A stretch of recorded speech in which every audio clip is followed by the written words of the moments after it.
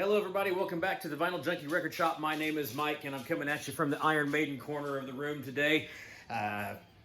Feel like that was kind of a no-brainer given that this video is going to be all about Iron Maiden. I'm even sporting my old Killers shirt that I've been a little too fat to wear. I've lost a bit of weight here lately and I don't look the best in it, but there it is. I'm happy about that. Got the Trooper beers behind me, got my Eddie Funko Pops. Got my, you can barely see the Trooper or the Number of the Beast posters. This is the corner of the room that is dedicated to my favorite metal band of all time, which is Iron Maiden. And last week, I showed a video on my channel that really kind of took off for me in my standards. It's had over 5,500 views since I posted it. That's my personal best as far as number of views. It's I've gotten about 50 new subscribers from it. So hey, if you're watching me for the first time and you like what you see, feel free to hit like, subscribe, leave a comment below. Tell me what you think about what we're talking about. Today we're going to be talking about Senjutsu. I received my copy, my vinyl copy in the mail the day before the proper release. And I was super excited to get that. So I opened it up and showed it to everybody.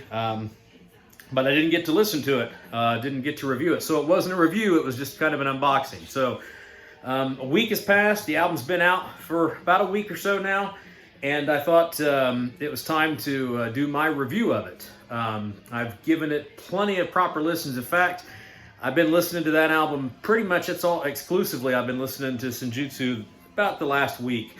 I've listened to it on vinyl, I've listened to it on my digital format, Apple Music, and just the other day at my local Walmart, of all places, we were going there to get some other stuff, went to where the CDs and records were, and lo and behold, on the end cap, there were about 4 of these sitting there, and I thought, well, you know, I've got to get it. This is the deluxe book cover version of it. I've already opened it up. I put the hype sticker on the front here. So this isn't going to be an unboxing, but I am going to show it to you. A lot of these have, you know, we've seen these now through different videos, but this is the hardback version. Looks really nice packaging. You've got the front cover there with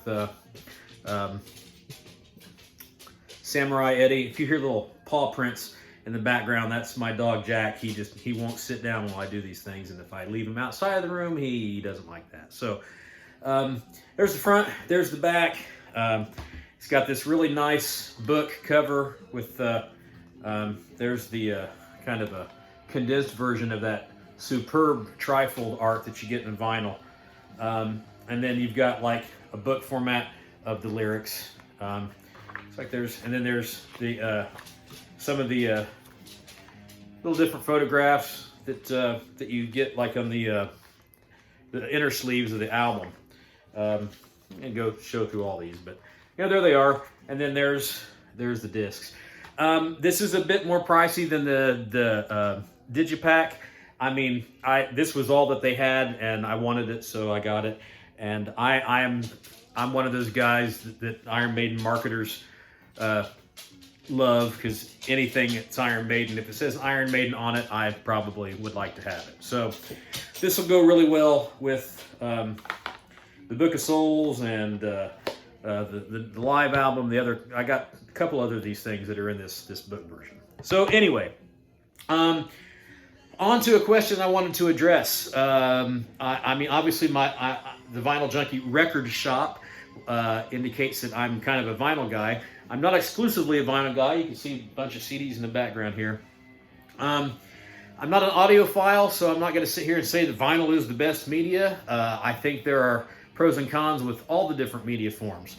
I will say that when I listened to the 3 vinyl edition of this album, I really enjoyed how it sounded. I thought it brought out a warmth and kind of a rawness that you lack with the digital format. But I hadn't listened to the CD. I'd only listened to the streaming service, Apple Music.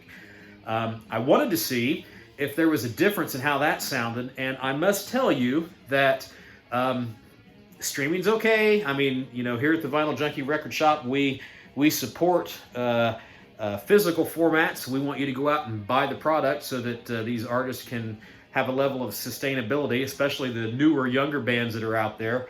But, you know, I'm not going to shit all over the digital format. It allows you to experience a lot of different artists that you ordinarily might not have a chance to get to listen to. And as expensive as this stuff is getting today, I can't blame anyone for limiting their library to what they can get in a digital format. But I will say this: if you listen to it digitally, I plug it in and listen to it in my car. It felt like it lacked something. It just didn't seem like it sounded good. So I've driven around today, and I have listened to this in my car, and I have blasted it at a proper volume. And I got to tell you, holy shit! I mean, it sounded absolutely amazing. Amazing. I was so happy with the way this sounded in my car stereo. So I guess, it all comes down to what kind of speakers you got, kind of, if you got an amplifier with your vinyl. Like I said, I'm not an audiophile. I don't have thousands of dollars worth of audio equipment. But I will say that the most enjoyable experience I've had listening to this album so far has been today when I was driving around and I was listening to it in my car. I feel like I got the full experience of what this album has to offer. And I will admit, first time I heard it, I wasn't sure. I was wondering if I was going to be a little disappointed because my hopes were so high about a new Iron Maiden album. But rest assured, after today, after the last listen I had of this, I'm sold on it. I love it. It's a fantastic album, and I'm going to review it or give you my thoughts on it based upon what the album is, as opposed to what the album is not. What I mean by that is, when you look at Iron Maiden, this is a band that's been around for 40-some years now. We've come a long way from your granddad's Iron Maiden, is this, to your dad's Iron Maiden, which is this, Senjutsu. And your dad's Iron Maiden started in the beginning of the 21st century, the year 2000, with Brave New World. So I look at Iron Maiden from those two perspectives. Your granddad's Iron Maiden from 79 to 2000, and then the next century, your dad's Iron Maiden, which was from 2000 to now. And there is a markedly, there's a damn difference between the two of them. And if you've grown up with the band from the beginning of their career like I have, then it's easy to detect. If you're a younger metal fan and your first experiences with the band came in the 21st century with Brave New World on, then maybe you've got, that's your measuring stick to where you hold the band accountable. I'm sure there are a lot of people who really enjoy everything from Brave New World on that don't really dig what was going on with 80s Iron Maiden. And I'm sure there are plenty of people out there who grew up with the 80s Iron Maiden that got to Brave New World and beyond and went, I've had enough of that. Hey, you know what? I'm not here to criticize anybody for what their thoughts are. I'm just giving you what my opinion is, and I consider myself to be a bona fide Iron Maiden fanatic. And it kind of all began with, right here. I finally picked up my reissue of the debut album. I never had that on vinyl, and I got to be honest with you. When this album came out in 1980, 1980, this album came out. I was 10 years old. What I was listening to at the time was Kiss and Judas Priest and some Scorpions and AC/DC. That was the heavy music that I was becoming familiar with.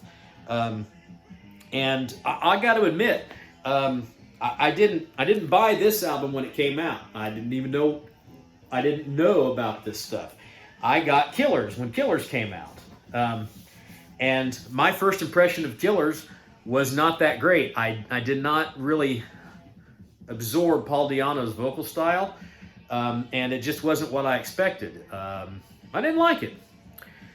Now, fast forward 40 years, I love Killers. I think Killers is one of the best albums in the catalog. But I still hold it not as high as anything from the classic lineup when they added Bruce Dickinson on vocals. So, I'm going to talk about, your granddad versus your dad's Iron Maiden, and, just a little bit of, my history with the band.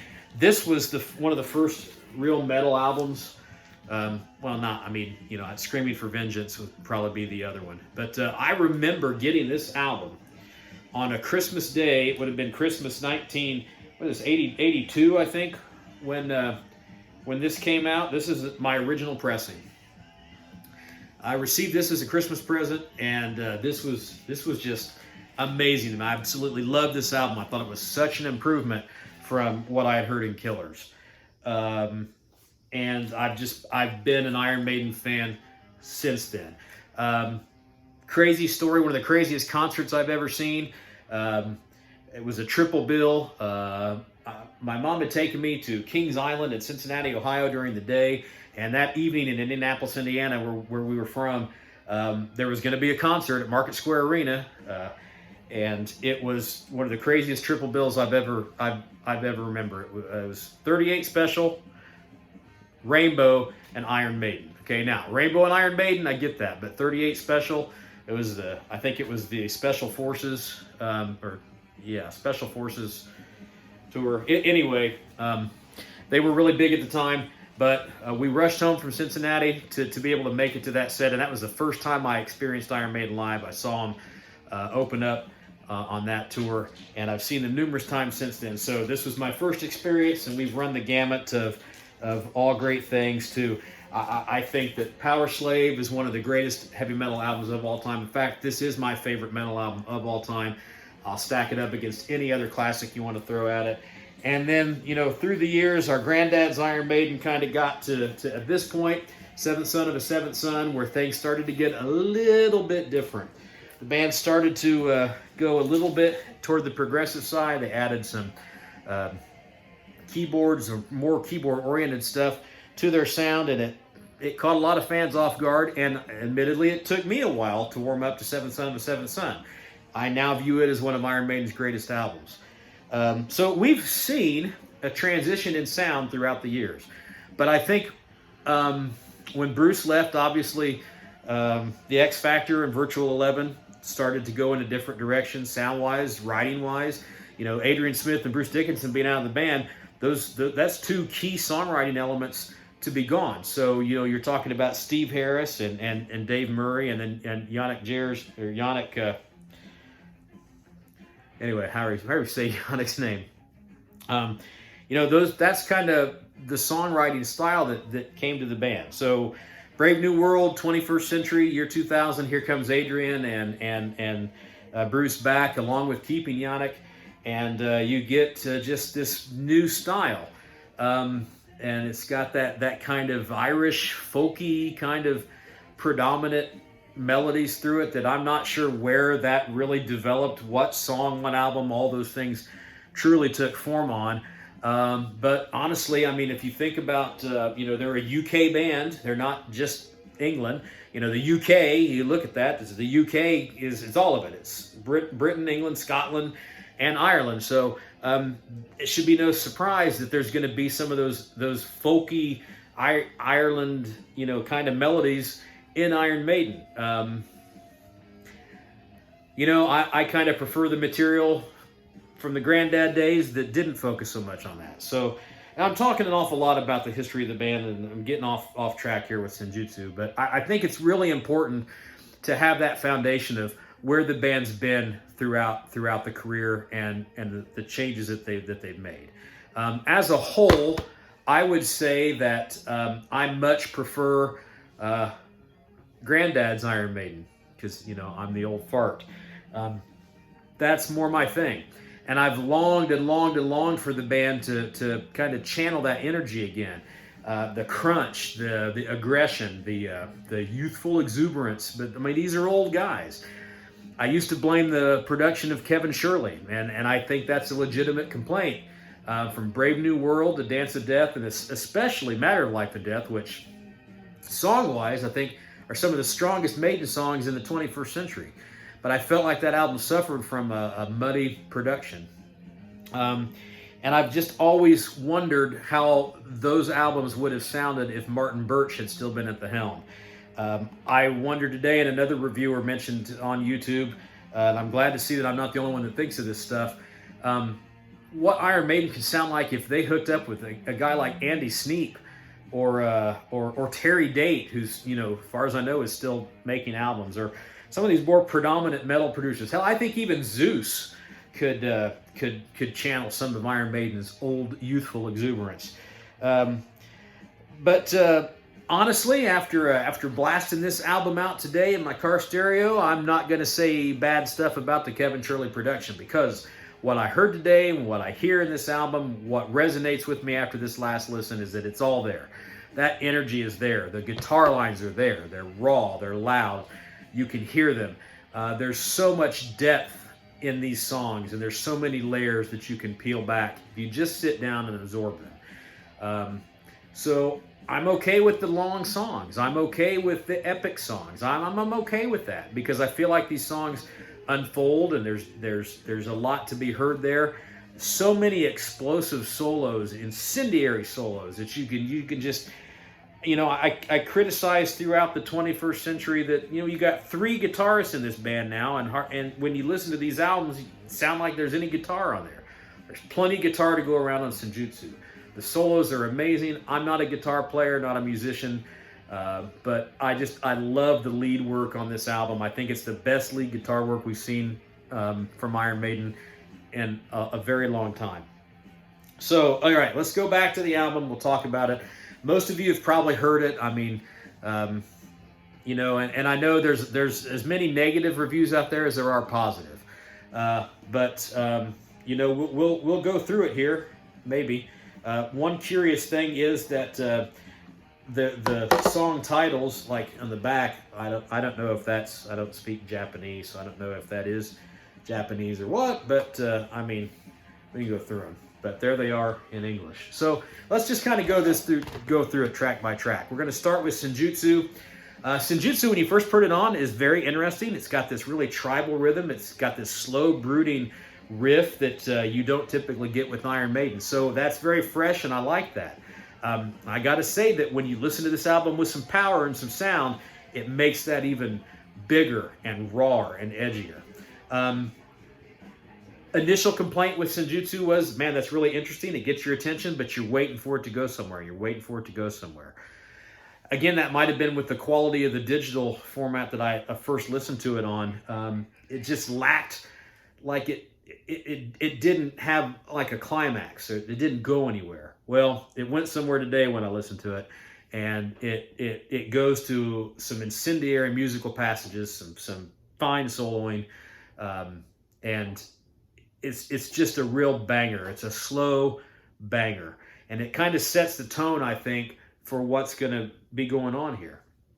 I'm okay with it as an opener. I'm okay with it not blasting out with a lot of speed or anything like that, because it really gets you and grabs you in. And toward the end of it, it's got this riff that just, you know, I mean, Iron Maiden has that distinctive gallop that you associate with the band, but you know, you look back through their songs, they don't have a lot of, you know, they don't write riffs like a Judas Priest does, or like a thrash band like Metallica does. But this album's just got a slow, ripping guitar riff that it closes in on, and it's a really good song. And it leads, I think, really well into Stratego. We've heard Stratego was the second single. I love Stratego. I think it's got, I think it's kind of encompasses. It displays what Iron Maiden is through both eras. It's your granddad's Iron Maiden with your dad's Iron Maiden. It's a combination of all those things. It's got that gallop. It's got those guitar solos. Bruce sounds good through this entire record. Does he sound like he's war torn? I think I read that in some review, and that's a great way to describe it. Is he war torn? Hell yeah, the guy's old. I mean, you're not going to sound like that way forever. But you know it's Bruce Dickinson. He still has that tremendous tone that he brings with his voice. It's unique. It announces to the world, this is Iron Maiden, the one and only Iron Maiden. And I think he sounds really good through the whole record. Does he sound like he did on Number of the Beast or on Power Slave? No, that was 30 some years ago. But he sounds okay. I'm not going to complain about the mix or where he's at in the mix. Like I said, when I listened to this album today in the car at full volume, it sounded perfect. I mean, it was just absolutely amazing. Then we go from Stratego, we go to Writing on the Wall. We've heard that. And when I first heard that, I thought, not sure. But man, after you listen to it, I love that song. I love that Adrian Smith was kind of adding some new kind of flair with the kind of Southern, everyone talking about Southern rock. I don't think it sounds Southern rock as much as it sounds bluesy.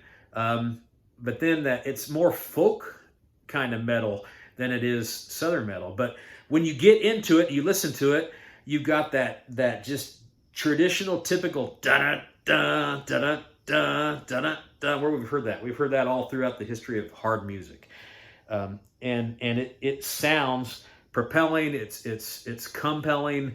It's a great song. It's got it tells a story. It's got great guitar work, and I just love the song. The more I hear it, the more I think it is going to be, it is already become an Iron Maiden classic. So that's the first three tracks, explosive, get your attention.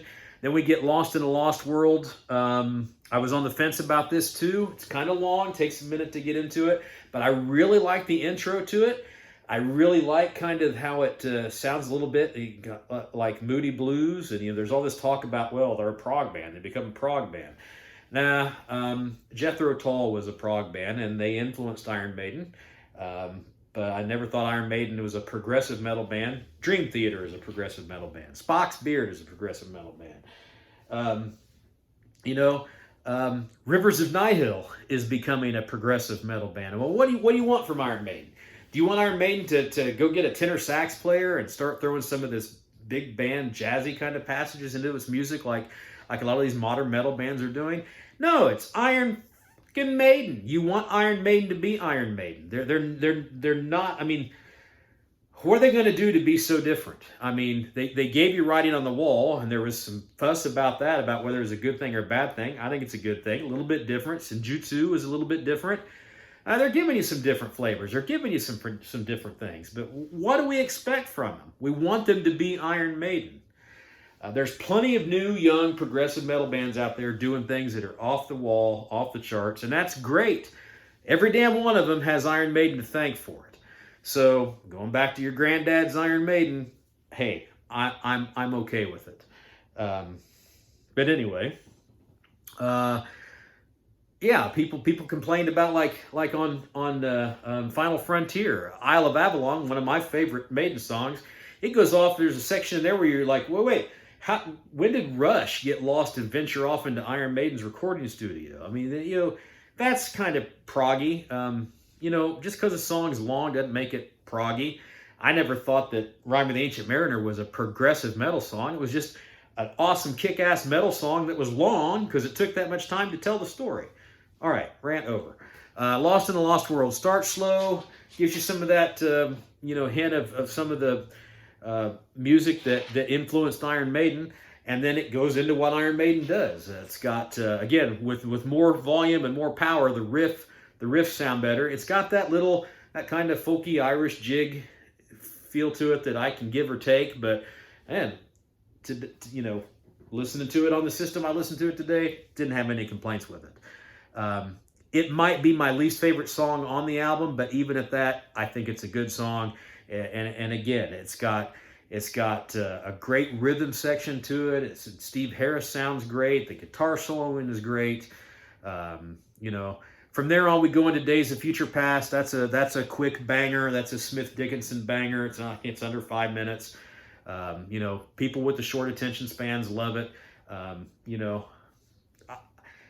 not going to complain about a long Maiden song because when I listen to Iron Maiden, I want as much of it as I can. If it's a 13-minute song, great. It's a 13-minute song. If your attention span is the size of a flea's penis, and because of that, I think it's boring. No, it's not boring. Maybe you're just not a big Iron Maiden fan. I don't know. Again, I'm not want to throw shade on anybody who thinks that that's a bad thing, but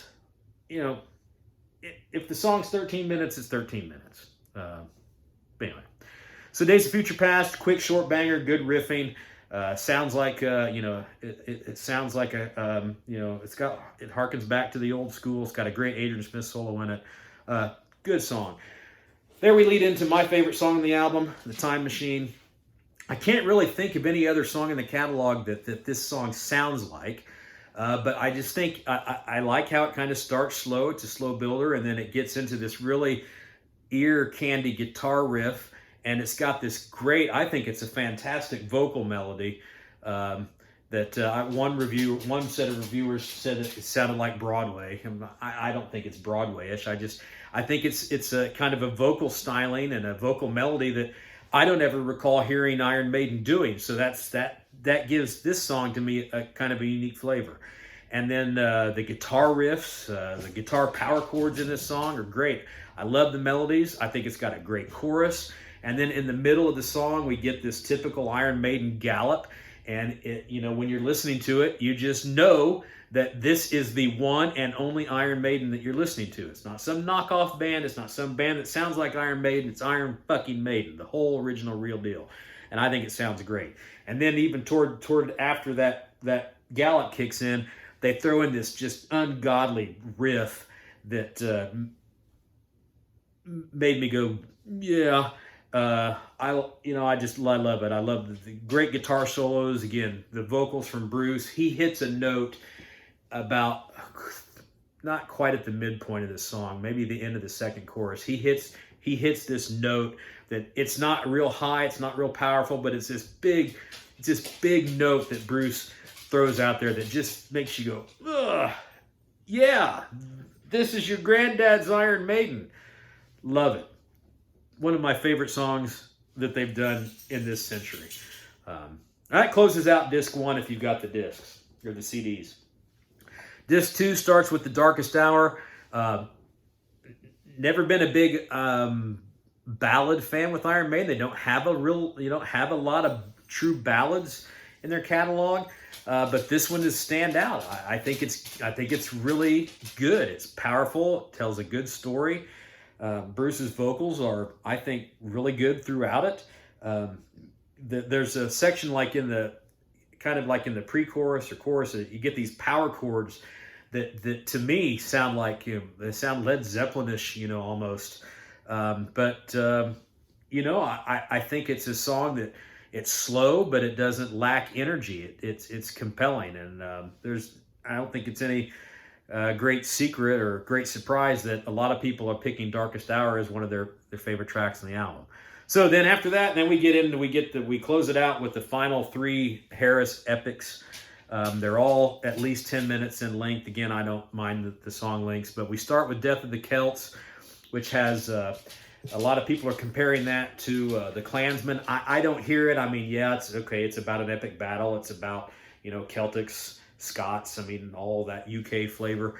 Maybe I don't hear a lot of similarities in the song itself, but the song starts with I think a really cool bass riff that again, it's Steve Harris letting you know, hey, I'm Steve Harris. I play bass really well, and I'm in this awesome metal band called Iron Maiden, and we've influenced a whole multiple generations behind us of other musicians to keep playing metal.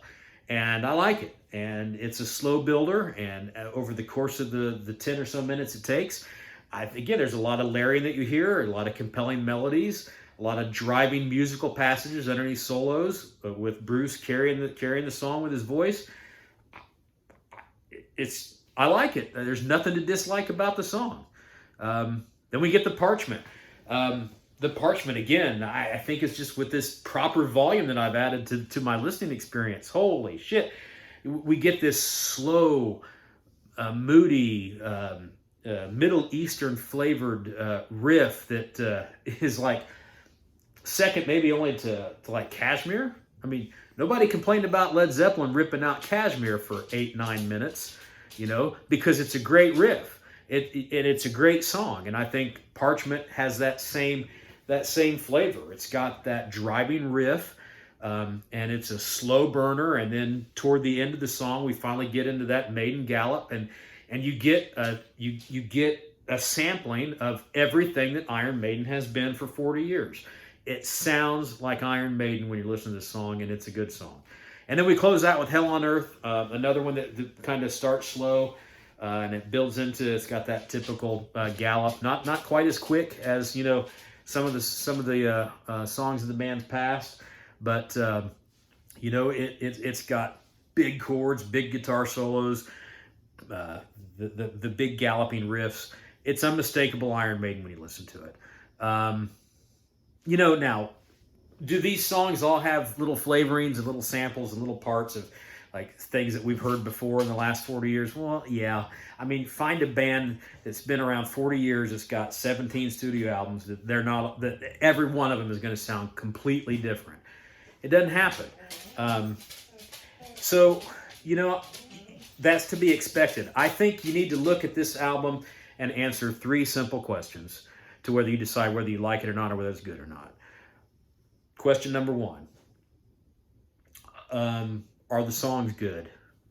Check. Songs are good. Question number 2. Are the performances good? 2 or 3 check marks next to that. The guitar soloing sounds off the charts. Again, I think it's some of the best that we've heard of in years.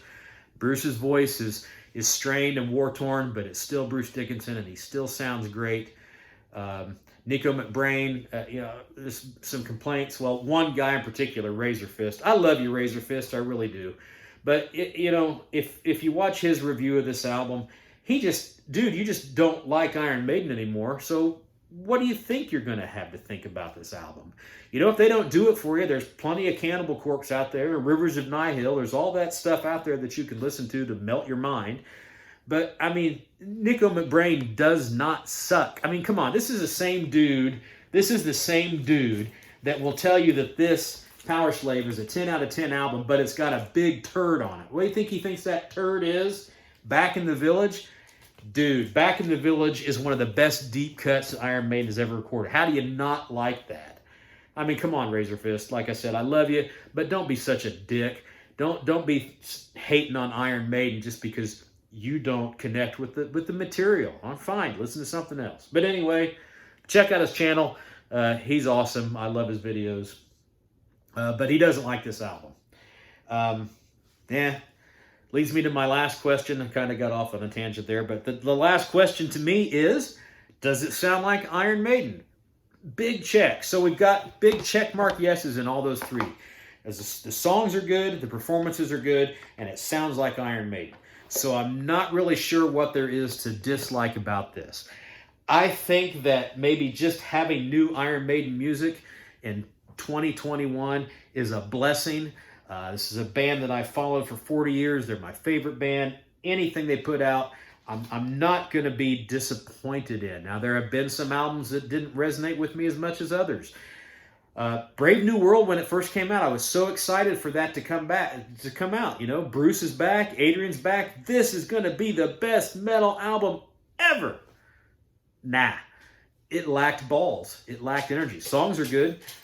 Maybe it was the Kevin Shirley production. I don't know. But I like Brave New World. I'll listen to it. And here's the thing. I will take an average sounding or okay Iron Maiden album over the best album any other band can put out. And I'll listen to it, and I'll probably listen to it more because I love Iron Maiden.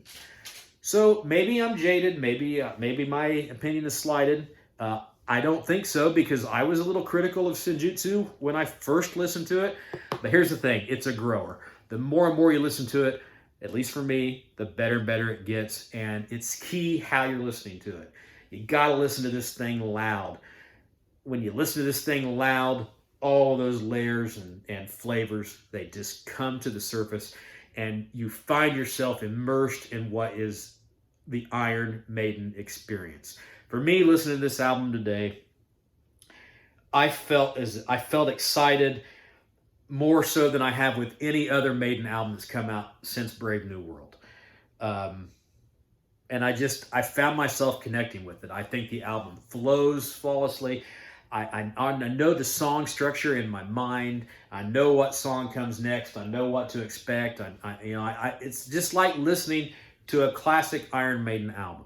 And I can't say that with Brave New World or Dance of Death. Anything beyond that. I struggle to So, you know, I look through this song, the track listing, and I'm, well, wait, how's that song go? I know how these songs go. I mean, I've already internalized them. So to me, I think that tells me that this is a really good album. So, is it a 10 out of a 10? Maybe depends on your perspective. Is it as good as Power Slave? No, it is not Power Slave. Is it as good as Number of the Beast? Nah, probably not. You know, is it better than the debut?